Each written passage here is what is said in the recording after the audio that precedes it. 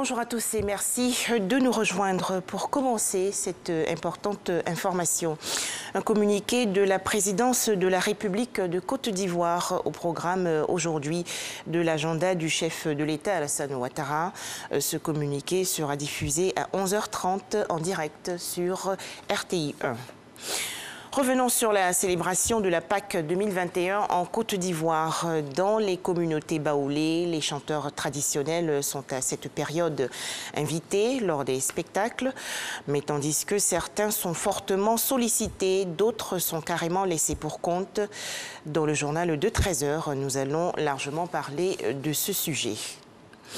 Toujours en Côte d'Ivoire, un concours pour accélérer la croissance des jeunes entreprises. Il s'agit du concours dénommé Initiative durable. Cette compétition a été lancée par le ministère de la Ville en partenariat avec le club Abidjan Ville Durable. Les précisions de Mamadou Kouassi.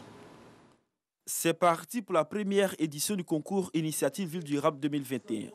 Un concours qui mettra en compétition des start-up ivoiriennes dans la mise en œuvre d'une nouvelle dynamique des villes ivoiriennes. Il s'agit pour le club Abidjan Ville Durable, soutenu par le ministère de la Ville, de BIP France et de l'INHP, de mettre à contribution toutes les énergies pour donner une nouvelle identité aux villes ivoiriennes. Le développement d'une ville plus durable passe également par l'entrepreneuriat et l'innovation.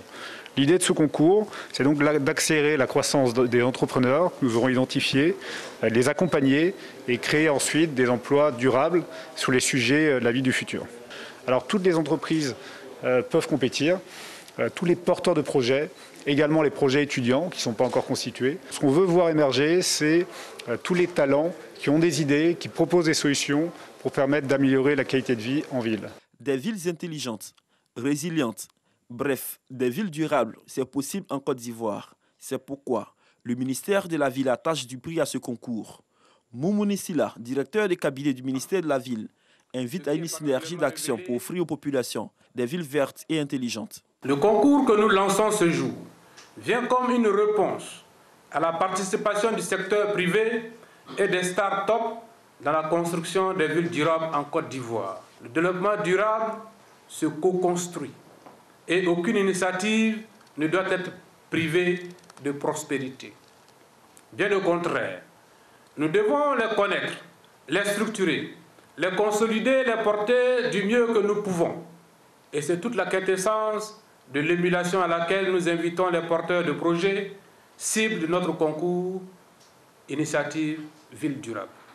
À travers ce concours, le club Abidjan Ville Durable veut permettre aux jeunes porteurs de projets de bénéficier d'expertise et d'expérience. 3 mois constituent la durée de ce concours, dont le vainqueur participera au prochain sommet France-Afrique, prévu en juillet 2021 à Montpellier, en France. À présent, l'actualité hors de chez nous. De nombreuses voix s'élèvent actuellement au Bénin pour dénoncer un coup d'État constitutionnel. En effet, la fatidique journée du 6 avril 2021, c'est-à-dire aujourd'hui, où le président de la République, Patrice Talon, devrait rendre son tablier et graine ses premières minutes, mais le chef de l'État béninois continue d'exercer son pouvoir conformément à la Constitution révisée. L'opposition béninoise appelle donc à des manifestations pacifiques anti-Patrice Talon dans tout le pays. Plus de 1800 détenus se sont évadés des prisons du sud-est du Nigeria après l'attaque hier d'un grand groupe armé. Selon les autorités nigérianes, cette évasion spectaculaire s'est déroulée au milieu de la nuit.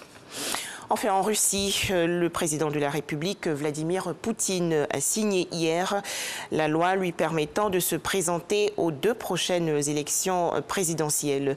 Vladimir Poutine aurait dû, en théorie, se retirer à la fin de son mandat actuel, mais une réforme constitutionnelle approuvée par référendum en 2020 a ouvert la voie à son maintien au pouvoir. Voilà, merci de nous avoir suivis. À 13h, le journal.